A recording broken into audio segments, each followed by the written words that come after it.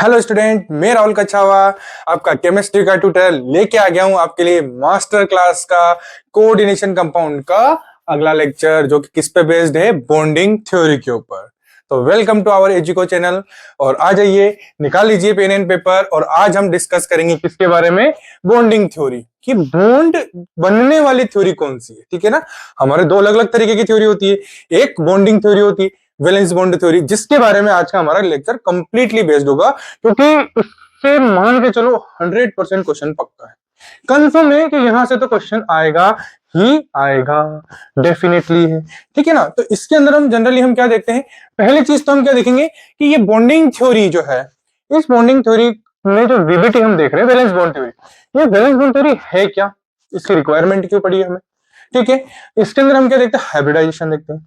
क्यों हमने ये हाइब्रिडेशन करा, पहले तो हम देखेंगे हाइब्रिडेशन होता क्या है, क्यों हमने हाइब्रिडेशन को करा, क्यों हाइब्रिडेशन की नीड हुई हमें, हाइब्रिडेशन को करते कैसे हैं। ठीक है ना, हाइब्रिडेशन स्टेट को निकालते कैसे हैं, किसी भी कॉम्प्लेक्स कंपाउंड का स्ट्रक्चर बनाते कैसे हैं।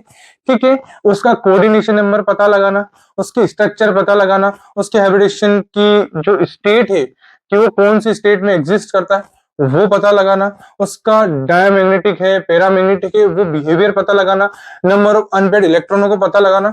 इस तरीके से आपके पास बार बार अलग अलग अलग वे में क्वेश्चन पूछे जाते हैं, तो ये सारे क्वेश्चन का जवाब आपको हमारे आज के लेक्चर के अंदर दिखेगा। ठीक है ना, जो कि बॉन्डिंग थ्योरी पे बेस्ड है। बॉन्डिंग थ्योरी के अंदर हम क्या करेंगे, जनरली जो हम बॉन्डिंग थ्योरी देख रहे हैं वो कौन सी है, वीबीटी। ये कौन सी थ्योरी है, valence bond theory. Valence means outermost shell, और बॉन्ड थ्योरी मतलब कि आउटर मोस्ट शेल के कहीं ना कहीं इलेक्ट्रॉनों की बॉन्डिंग की थ्योरी ये होगी। ठीक है बच्चों, यहां तक बात क्लियर हुई है। चलिए आगे बढ़ते हैं कि एक्चुअल में देखो इस थ्योरी की हमें जरूरत क्यों पड़ी है। मैं कहता हूं कि जब हम किन्हीं भी दो कंपाउंड को, या हम कह सकते हैं दो एटम को, दो मॉलिक्यूल को आपस में क्या करते हैं, उनसे मिलकर के कुछ एक नया कंपाउंड, नया मॉलिक्यूल बनाते हैं। ठीक है ना, मैं कह देता हूं कि जैसे हमने इसी कोऑर्डिनेशन कंपाउंड में पहले लेक्चर में मैंने बताया था, कॉपर सल्फेट को मैंने अमोनिया के साथ रिएक्शन करा दी, तो ये इसके साथ बॉन्ड बनाएगा। ठीक है ना, ये इसके साथ बॉन्ड बनाएगा, लेकिन क्या जो अमोनिया के जो इलेक्ट्रॉन बॉन्ड में पार्टिसिपेट कर रहे हैं उनके पास उस उतनी एनर्जी है जितनी कॉपर सल्फेट के साथ जो बॉन्ड बना रहे हैं, और जो इलेक्ट्रॉन उसके पार्टिसिपेट कर रहे हैं, क्या उनके पास भी वही सेम एनर्जी होगी जो इधर होगी। अगर नहीं हुई तो क्या वो आपस में बॉन्ड बना पाएंगे, क्या किसी एक के ज्यादा तो एक के कम होगी। ठीक है, तो यही सारे सवालों के जवाब आपको बीबीटी में मिलेंगे। मान लो इसी के बारे में बात करते हैं कि कोई भी दो स्पीशीज जो बॉन्ड बना रही है, एक के इलेक्ट्रॉन जो है वो पार्टिसिपेट कर रहे हैं, मान लो ये तीन। एक बहुत ही फॉर्मल एग्जांपल ले रहा हूं, इसे कतई भी अपने रेगुलर जो हमारा टॉपिक है उसमें नहीं लेना, ये सिर्फ समझाने के लिए। मैं कहता हूं कि मैं क्या कर रहा हूं, एक कोई भी कंपाउंड या कोई भी मॉलिक्यूल या कोई भी एटम को ले रहा हूं, ये किससे किसी न किसी अनदर एटम से बॉन्ड बनाएगा। तो जो ये एटम है, कोई भी एक एटम, उसके जो इलेक्ट्रॉन पार्टिसिपेट कर रहे हैं वो ये रहे तीन इलेक्ट्रॉन।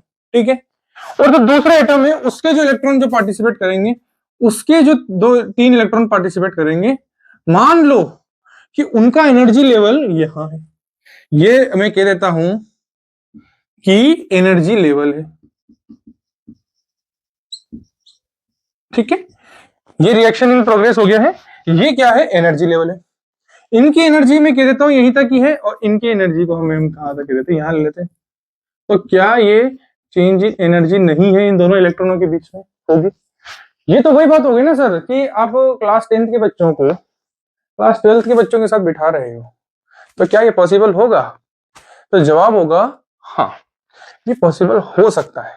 किस केस में पॉसिबल होता है, तो हम यहाँ पर हाइब्रिडाइजेशन में क्या कहते हैं, हाइब्रिड ऑर्बिटल बनाते हैं। ये दो क्या है, इनके इंडिविजुअल ऑर्बिटल्स है।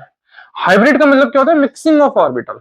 तो मिक्सिंग कैसे करते हैं, मैं कहता हूं कि अगर ये 10 किलो जूल एनर्जी पे है पर मोल की, ये अज्यूम कर रहा हूं, फिर कह रहा हूं ये अज्यूम कर रहे हैं, ऐसा नहीं होता है एनर्जी का, मतलब ये चीजें होती है, इंटरनली होगी। ये मैं कह देता हूं कि 16 किलो जूल पर मोल एनर्जी पे एग्जिस्ट करते हैं इलेक्ट्रॉन। तो मैं क्या ऐसा कर सकता हूं कि इसकी एनर्जी +3 इंक्रीज कर दूं और उसकी एनर्जी -3 डिक्रीज कर दूं, दोनों किस पे आ जाएंगे, 13 किलो जूल पर मोल पे एनर्जी पे आ जाएंगे, आ जाएंगे। अब क्या वो सब जने सेम एनर्जी लेवल पे आ गए ना, जब वो सेम एनर्जी लेवल पे आ जाएंगे, तो वो बॉन्ड बना लेंगे। मान लो ये 13 किलो जूल एनर्जी इस जगह पे है, तो मैं क्या कर देता हूँ कि वो यहाँ पर बॉन्ड बना देंगे, ये 3 इसके 3 उसके आ जाएंगे।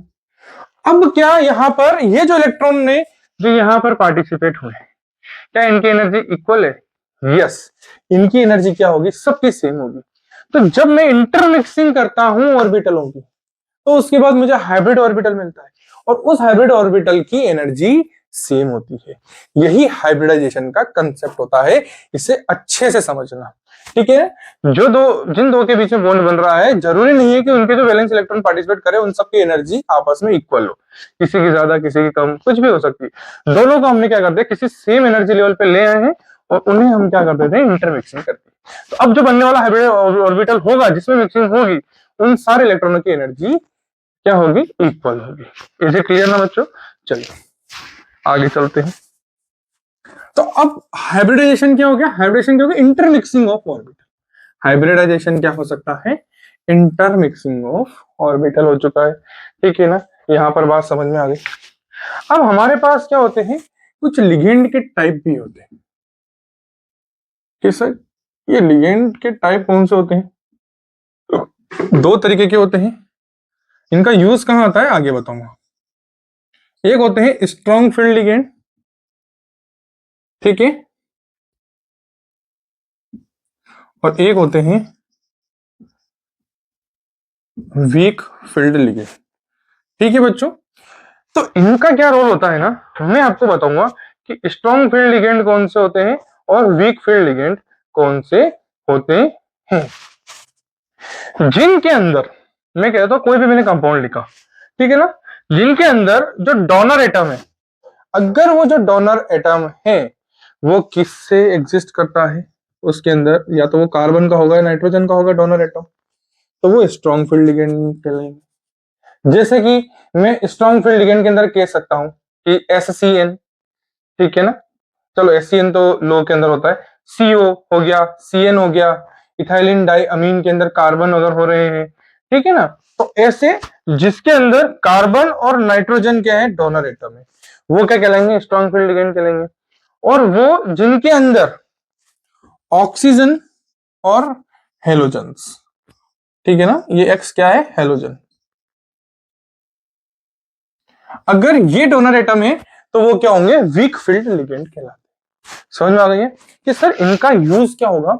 अभी मैं आपको हाइब्रिडाइजेशन निकालना सिखाऊंगा, ठीक है। हाइब्रिडाइजेशन जब मैं निकालना सिखाऊंगा उसमें आपको कंप्लीटली पता होना चाहिए कि स्ट्रॉन्ग फील्ड लिगेंड और वीक फील्ड लिगेंड कौन है।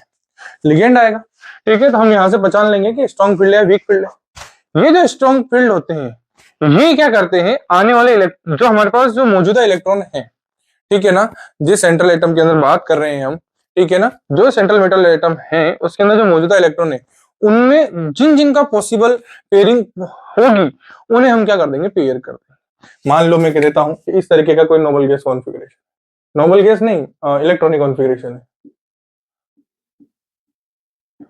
जैसे ये अगर कोई इलेक्ट्रॉनिक कॉन्फ़िगरेशन है, ठीक है, तो देख सकते हैं ना, ये दोनों मिलकर के एक हो सकते हैं और ये दोनों मिलकर के एक हो सकते हैं। तो क्या बन जाएगा? अगर स्ट्रॉन्ग फील्ड आता है तो क्या हो जाएगा?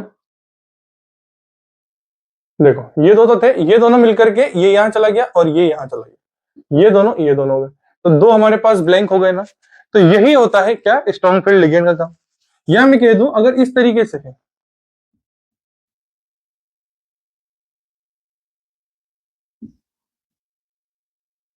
ठीक है, तो अब देखो तीन दिख रहे हैं आपको, तो पेयर तो कोई दो ही बना सकते हैं, तो उन दो को बना लो इस केस के अंदर। तो पेयर जो पॉसिबल हो सकता है उन्हें पेयर बना लो, एक दो तीन चाहिए तो पेयर थे ही, इन दोनों का आपस में मिक्स करके एक बना लो, बाकी जो है सिंगल छोड़ दो, ठीक है ना।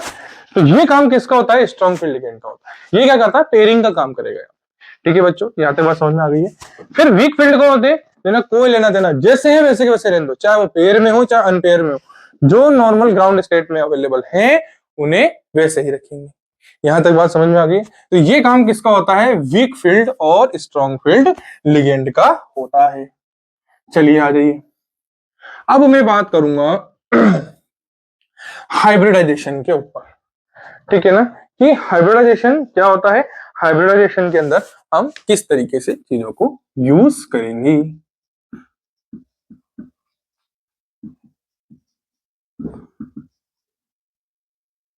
ठीक है बच्चों, हाइब्रिडाइजेशन। ठीक है, तो अब हम देखते हैं कि हाइब्रिडाइजेशन में कौन कौन से कंपाउंड होते हैं। तो बच्चों हाइब्रिडाइजेशन के अंदर क्या होता है, देखो हमारे पास हमारे इस कोऑर्डिनेशन कंपाउंड के अंदर हमारा जो कोऑर्डिनेशन कंपाउंड है, इसके अंदर जो कोऑर्डिनेशन नंबर है, हमारे पास दो ही कोऑर्डिनेशन नंबर है। एक है 4 कोऑर्डिनेशन नंबर और दूसरा है 6 कोऑर्डिनेशन नंबर। ठीक है, तो 4 अगर कोऑर्डिनेशन नंबर है तो इसकी दो तरीके की पॉसिबिलिटी होती है हाइब्रिडाइजेशन की, और 6 वाले की भी कैसी होती है, दो तरीके की पॉसिबिलिटी होती है। पहली पॉसिबिलिटी 4 वाले की कितनी होगी, sp3, क्या बना देगा, sp3, और दूसरा dsp2। ठीक है, पहला तो उसने क्या बनाया है, sp3 बनाया है, दूसरा उसने क्या बनाया है, dsp2। अगर sp3 है तो इसकी ज्योमेट्री होगी टेट्राहेड्रल। ये चीज को समझना, अभी मैं सबकी ज्योमेट्री बताऊंगा। ठीक है, अगर dsp2 है तो वो कैसा होगा, स्क्वायर प्लेनर।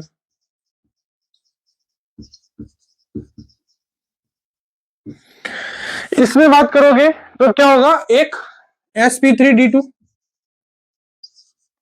और एक कैसा होगा, d2sp3। दोनों ही कैसे होते हैं, octahedral.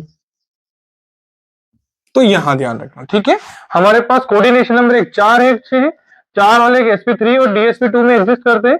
sp3 tetrahedral shape, dsp2 square planar, sp3d2 और d2sp3। ठीक है ना, तो एक चीज समझना, पहला इलेक्ट्रॉन यहां पर s में जा रहा है, इसलिए तो s पहले लिखा है। तो s क्या होती है, आउटर मोस्ट शेल की, मान लो आउटर होती है। ठीक है ना, और ये क्या होते हैं, इसलिए हम इनके कहते हैं आउटर ऑर्बिटल कॉम्प्लेक्स। अगर इलेक्ट्रॉन, पहला इलेक्ट्रॉन एस में जा रहा है तो आउटर इलेक्ट्रॉन बोलते हैं। ठीक है ना, आउटर ऑर्बिटल इलेक्ट्रॉन। और यहां पर क्या कहते हैं, inner orbital, outer orbital complex कह दो। और यहां पर ये कैसा होगा, पहला डी में जा रहा है तो डी इनसाइड प्रेजेंट होता है, तो इनर ऑर्बिटल कॉम्प्लेक्स कह दो। सेम चीज, आउटर ऑर्बिटल कॉम्प्लेक्स और इनर ऑर्बिटल कॉम्प्लेक्स होगा। तो जब हाइब्रिडेशन निकालेंगे हम यहां देखेंगे, तो ये कैसा है, आउटर ऑर्बिटल कॉम्प्लेक्स, और ये कैसा होगा, इनर ऑर्बिटल कॉम्प्लेक्स होगा। ठीक है ना, क्यों, क्योंकि पहला इलेक्ट्रॉन कहां जा रहा है, इसमें डी में, और उसमें कहां जा रहा है, एस के अंदर। अब मैं चारों की स्ट्रक्चर देखता हूं। देखो टेट्राहेड्रल की स्ट्रक्चर बनानी होगी ना बच्चों, तो इस तरीके से बनाना। ठीक है, ये क्या है, एक टेट्राहेड्रल है, मान लो यहां पर एस है, यहां पर 3 पी हो गए। ठीक है, नाम नहीं लिख रहा हूं, समझ जाना, ये पहला है टेट्राहेड्रल। दूसरा, स्क्वायर प्लेनर की अगर आपको स्ट्रक्चर बनानी है, तो स्क्वायर प्लेनर के स्ट्रक्चर में आप किस तरीके से बनाओगे बच्चों, कोई आइडिया, स्क्वायर प्लेनर बिल्कुल 4 खाने बना दो, और क्या करोगे,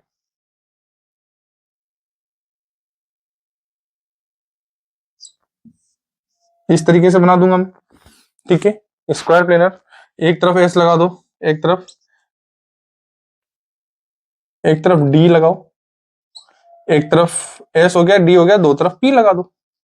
ठीक है ना, यहां पर कोई भी कंपाउंड है, जैसे सी कंपाउंड है, ठीक है ना, उसे हम सी कंपाउंड के फॉर्म में यहां पर मान रहे हैं। ठीक है ना, स्क्वायर प्लेनर की स्ट्रक्चर में कोई डाउट बच्चों, नथिंग। आप इसे डायरेक्ट भी लिख सकते हो, जरूरी नहीं है कि ये वाला बॉन्ड बने ही बने। ठीक है ना, इस तरीके से, इस तरीके से भी एग्जिस्ट करते हैं। और अगर ऑक्टाहेड्रल की स्ट्रक्चर बनाओगे, ठीक है ना, ऑक्टाहेड्रल की स्ट्रक्चर दोनों के लिए ही कॉमन है, बस क्या चीज का चेंज है, वो तो इलेक्ट्रॉन के आने जाने का चेंज है। तो उनकी स्ट्रक्चर कुछ इस तरीके से बनती है।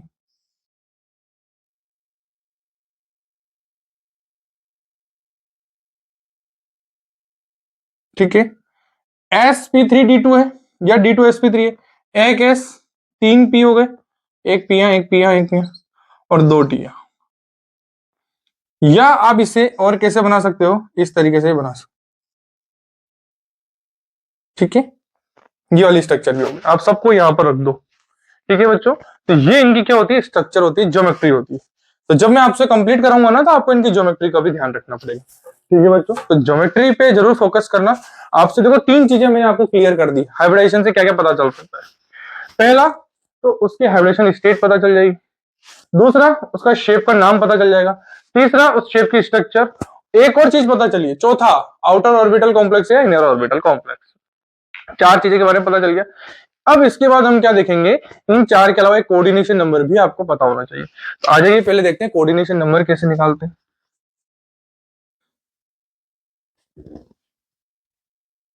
कोऑर्डिनेशन नंबर क्या होता है कि कितने लिगेंड ने उसके साथ कितने बॉन्ड बनाए हैं, वही क्या कहलाएगा, कोऑर्डिनेशन नंबर कहलाएगा। जैसे मैं कह देता हूं एक फेमस एग्जांपल K4 AFeCN6। तो कितने, इस कोऑर्डिनेशन नंबर को आपको निकालना है ना बच्चों, तो उसका एक फॉर्मूला होता है, नंबर ऑफ लिगेंड मल्टीप्लाई कर दो डेंसिटी के साथ।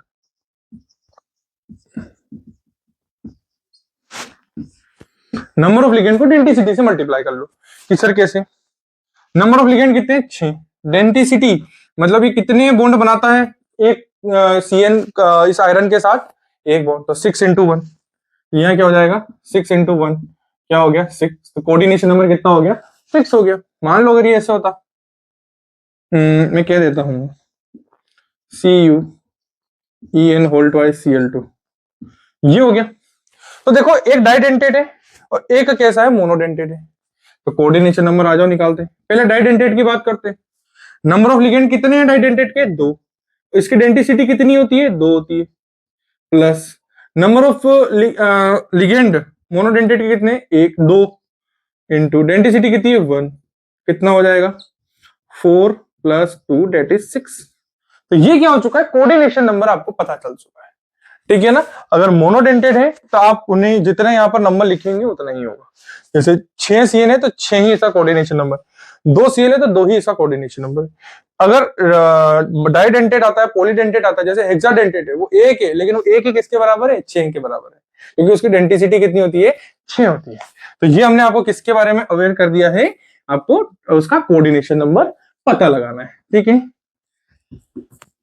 तो बच्चों हमने क्या क्या चीज देखी, पहली सपोज करो हमने पहले कोऑर्डिनेशन नंबर देख लिया कैसे पता लगाते हैं, दूसरा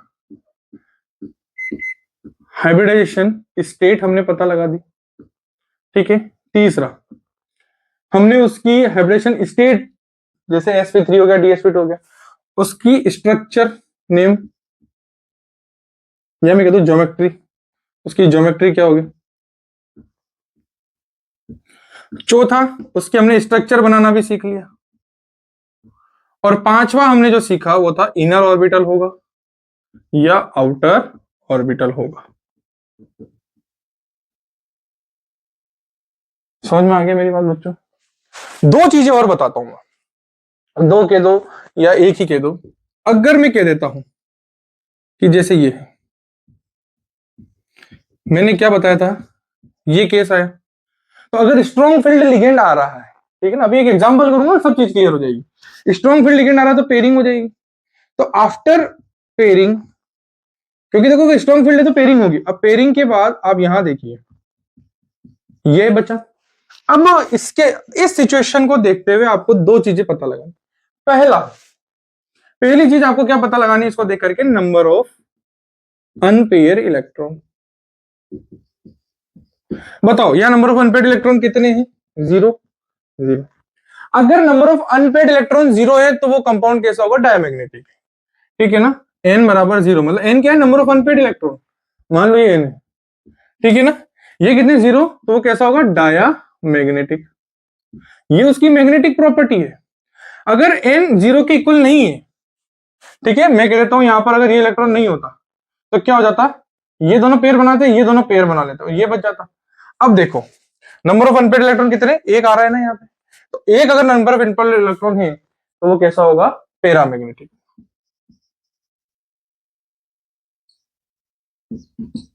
तो सातवीं चीज जो हमें पता लगानी है वो है मैग्नेटिक बिहेवियर।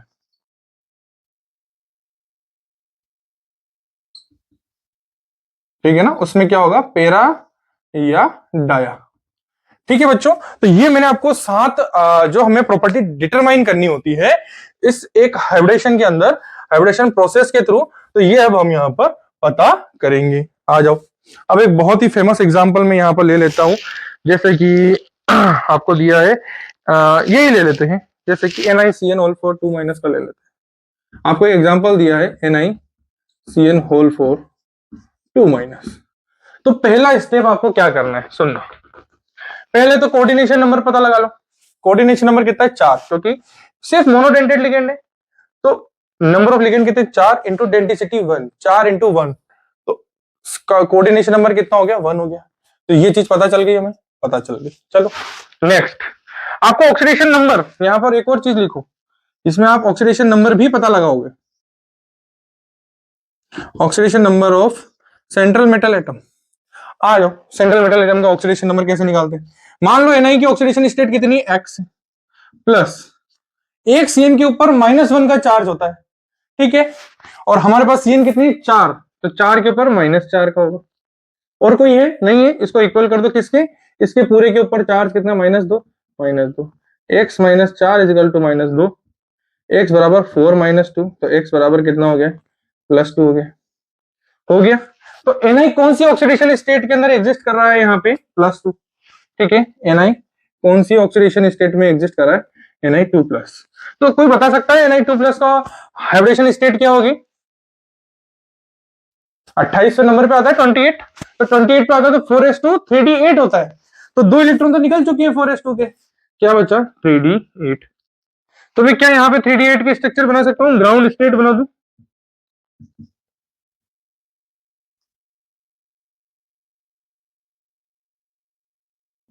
आठ इलेक्ट्रॉन को फिल करना है, 1 2 3 4 5 6 7 8 इलेक्ट्रॉन को फिल कर ले, ये ग्राउंड स्टेट है। अब बात करते हैं एक्साइटेड स्टेट, ये केस की है 3D की। एक्साइटेड स्टेट का मतलब क्या होता है कि आने वाला लिगेंड कौन सा है, स्ट्रॉन्ग फील्ड लिगेंड है, कि हाँ सर बिल्कुल स्ट्रॉन्ग फील्ड लिगेंड है। तो स्ट्रॉन्ग फील्ड लिगेंड है, क्यों है, क्योंकि कार्बन इसका डोनर एटम है। मैंने कहा कार्बन नाइट्रोजन का डोनर एटम है तो स्ट्रॉन्ग फील्ड है। तो क्या पेयरिंग हो जाएगी, हाँ ये दोनों पेयर कर लेंगे, पेयर कर लेंगे इनका। आ जाओ 1 2 3 4 5 6 7 8 8 हो गए। अच्छा अब पेयरिंग के बाद, अच्छा ऑक्सीडेशन नंबर हमने पता लगा दिया। पेयरिंग के बाद आप देख सकते हो क्या इसके पास नंबर ऑफ अनपेड इलेक्ट्रॉन कितने हैं, 0, तो हमने नंबर ऑफ अनपेड इलेक्ट्रॉन पता लगा लिया 0। मैग्नेटिक बिहेवियर कैसा होगा इसका, डायमैग्नेटिक होगा, तो ये चीज भी हमने पता लगा ली, क्यों, क्योंकि नंबर ऑफ अनपेड इलेक्ट्रॉन कितने हैं, 0 है। चलो 4 प्रॉपर्टी हमें पता चले। आ जाओ, अच्छा ये 3D है, ठीक है ना। 3D के बाद कौन आता है, एक 3D के बाद एक 4s भी तो बचा है, फिर 4p ये भी आता है। अब देखो आने वाले कितने हैं हमारे पास, 4 जने हैं आने वाले, जितना कोऑर्डिनेशन नंबर उतने आने वाले लोग, ठीक है। 4 जने आने वाले, तो पहला तो जाएगा यहां, दूसरा जाएगा यहां, तीसरा जाएगा यहां, चौथा जाएगा यहां।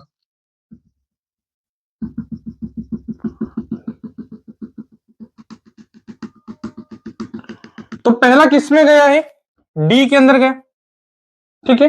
दूसरा किस में गया है, एस में गया है, और बाकी के दो किस में गए हैं, पी के अंदर गए। तो इसकी हाइब्रिडाइजेशन स्टेट क्या हो जाएगी बच्चों, DsP2। तो क्या हाइब्रिडाइजेशन स्टेट पता चल गई, हाँ सर हाइब्रिडाइजेशन स्टेट पता चल गई। DsP2 कैसा होता है, स्क्वायर प्लेनर होता है।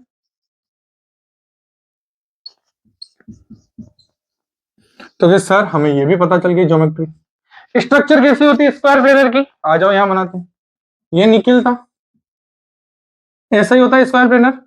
ये सीएन एक यहाँ रहा, एक ये सीएन यहाँ, एक सीएन यहाँ, एक सीएन यहाँ, इसको होल पूरा करके 2 - का 4 लगा, तो स्ट्रक्चर हो गई। हाँ सर हो गई। क्या बचा, इनर और ऑर्बिटल और आउटर ऑर्बिटल। पहला इलेक्ट्रॉन किस में गया, इनर शेल के अंदर, जो कि क्या है डी। तो कैसा हो गया, इनर ऑर्बिटल कॉम्प्लेक्स हो गया बच्चों। तो ये था हमारा एक एग्जांपल जिससे हमने 8 फैक्टर्स हमने पता करे। कोऑर्डिनेशन नंबर कितना था, नंबर ऑफ लिगेंड के अकॉर्डिंग देख लो, डेंसिटी से 4। हाइब्रिडाइजेशन स्टेट DsP2 आ गई, ज्योमेट्री स्क्वायर प्लेनर आ गई, स्ट्रक्चर ये हमने बना ली स्क्वायर प्लेनर की, इनर है या आउटर ऑर्बिटल कॉम्प्लेक्स है, ये इनर ऑर्बिटल कॉम्प्लेक्स है क्योंकि पहला इलेक्ट्रॉन किस में आ रहा है, डी के अंदर आ रहा है। नंबर ऑफ अनपेड इलेक्ट्रॉन, क्या एक्साइटेड स्टेट में कोई भी नंबर ऑफ अनपेड इलेक्ट्रॉन है, नहीं है, तो 0 हो गया। मैग्नेटिक बिहेवियर, अनपेड इलेक्ट्रॉन अगर 0 है तो कैसा होता है, डायमैग्नेटिक, डायमैग्नेटिक हो गया। ऑक्सीडेशन नंबर कितनी थी, 2+, तो यहाँ पर 2+।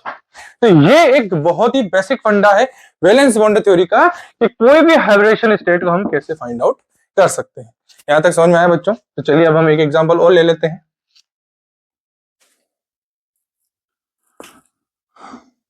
दिखने को ऐसा लग रहा है बहुत सारी चीजें हमें फाइंड आउट करनी है, लेकिन बहुत ही आसान है, विद इन 1 मिनट के अंदर होने वाला क्वेश्चन है, विद इन 1 मिनट के अंदर होने वाला एक क्वेश्चन है, आप आराम से पता लगा सकते हो। चलो एक और चीज बच्चों कई बार पूछी जाती है, 9वीं चीज को भी लिख लेते हैं, स्पिन। चलो स्पिन के बारे में बात करता हूं। स्पिन क्या होता है? अगर इलेक्ट्रॉन कैसा है, एक होता है पेयर और एक होता है अनपेयर। एक देशी भाषा में समझो कि ये अनपेयर इलेक्ट्रॉन है, अकेला बैठा है, तो घूमता रहेगा घूमता रहेगा घूमता रहेगा, मतलब इधर भी इधर भी इधर भी इधर भी, तो स्पिन कैसी होगी? हाई होगी ना, क्योंकि अनपेयर इलेक्ट्रॉन है। अगर मैं कह दूं पेयर इलेक्ट्रॉन है, तो क्या ये आपस में घूम पाएंगे? क्या नहीं घूम पाएंगे, तो लो स्पिन हो जाएगी बस। तो स्पिन को पता लगाना है, हाई होती है या लो होती है। ठीक है ना, यहां तक बात पता चल गई। तो ये नंबर ऑफ अनपेड इलेक्ट्रॉन पता चलती है। ठीक है, तो अभी लास्ट वाले केस में कोई अनपेड इलेक्ट्रॉन था क्या? कोई नहीं था, तो स्पिन कैसा हो जाएगा? हाई, लो स्पिन हो जाएगी, क्योंकि अनपेड इलेक्ट्रॉन था ही नहीं, सब पेयर है, तो कोई घूम ही नहीं पाएगा, घूम ही नहीं पाएगा, तो स्पिन कैसी हो गई? उनकी लो हो गई है। ठीक है, तो बच्चों जो अगला एग्जाम्पल है वो कौन सा होगा? COF6 3-। ठीक है ना, ये इसको आप इस तरीके से ले सकते हो, K3COF6, तो 3 उधर चल जाएगा, तो वैसे भी वो यही हो जाएगा CO। ठीक है ना, तो आ जाओ, CO is what? It is a cobalt. Okay, पहली चीज आपको ऑक्सीडेशन नंबर पता करना है CO का, तो कैसे पता करोगे? इसको X मान लेता हूं, प्लस एक फ्लोरीन के ऊपर -1 का चार्ज, तो 6 पे -6 बराबर कितने के इक्वल हो जाएगा? -3 के। तो X कितना हो जाएगा? -3, ये -6 हो जाएगा, +6, तो +3 हो गया। तो कोबाल्ट कौन सी ऑक्सीडेशन स्टेट में है? यहाँ पे +3 लिख लीजिए, कोबाल्ट कौन सी ऑक्सीडेशन स्टेट में? +3। अच्छा, कोबाल्ट कौन से नंबर पे आता है? 27 पे आता है, 27 पे आता है ना। उसका इलेक्ट्रॉनिक कॉन्फिगरेशन होता है 4s2 3d7। तो 3 इलेक्ट्रॉन, 2 यहां से गए, 1 यहां से गया, कितने बचे? 3d6। 3d6 बना लो इसकी ग्राउंड स्टेट।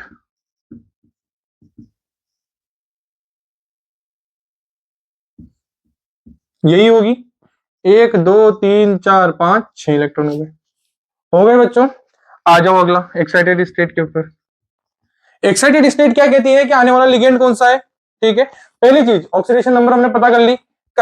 ठीक है, अच्छा, एक्साइटेड स्टेट कब पता लगाते हैं हम कि आने वाला लिगेंड कौन सा है? वीक है, स्ट्रॉन्ग है, वीक फील्ड है, तो क्या पेयरिंग होगी? नहीं होगी, तो इसको एज इट इज रहने दो, ये रहने दिया। ठीक है, तो एक्साइटेड स्टेट सेम बन जाएगी।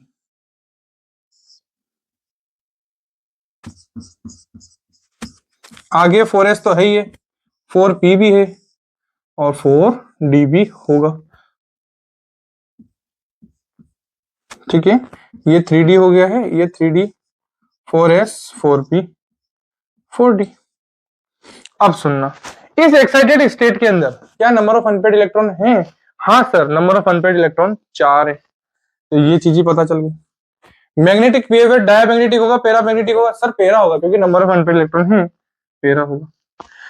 फिर लास्ट चीज स्पिन, अनपेड इलेक्ट्रॉन है तो बहुत अच्छे से घूमेंगे, cut cut cut cut cut cut cut घूमेंगे घूमेंगे, तो स्पिन कैसी हो जाएगी इनकी? High spin.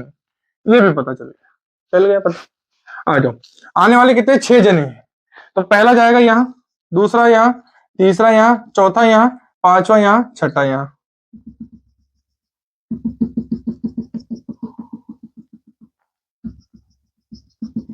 तो देखो पहला इलेक्ट्रॉन किस में गया है? मैं यहां लिख रहा हूं, है ना,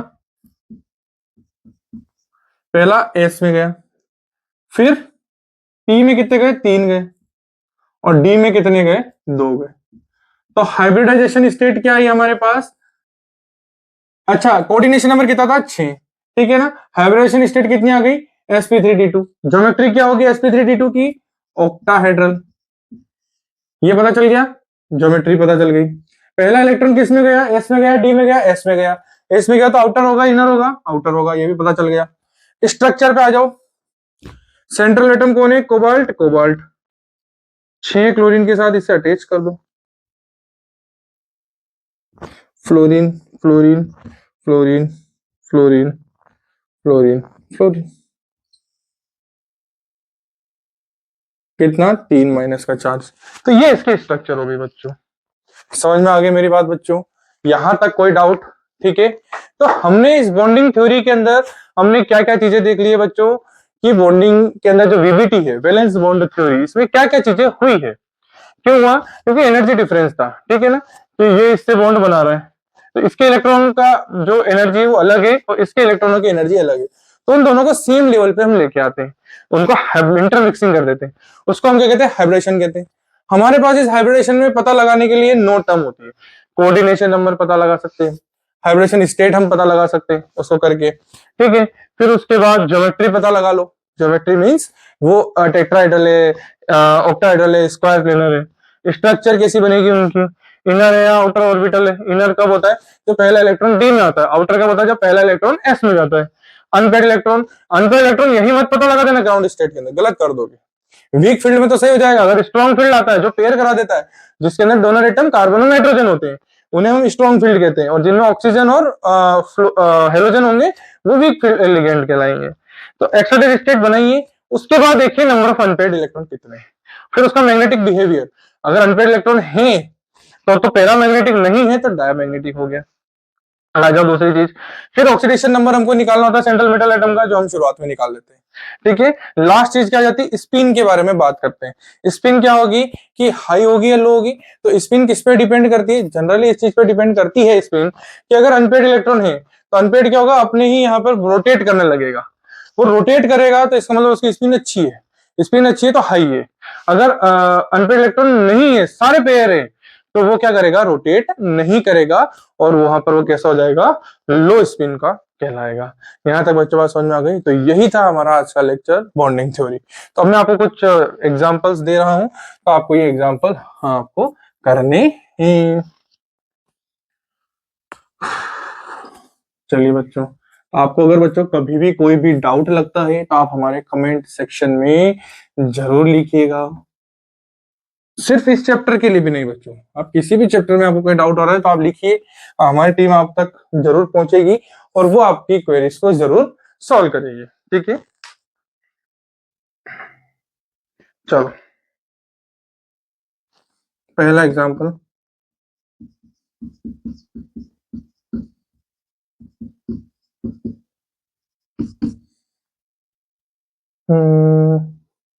फिर हमारा और क्या एग्जांपल आता है?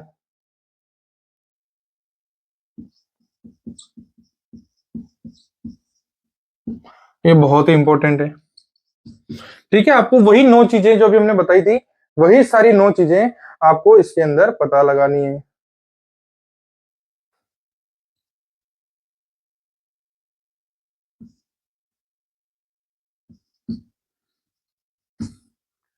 एक और लिख लीजिए बच्चों,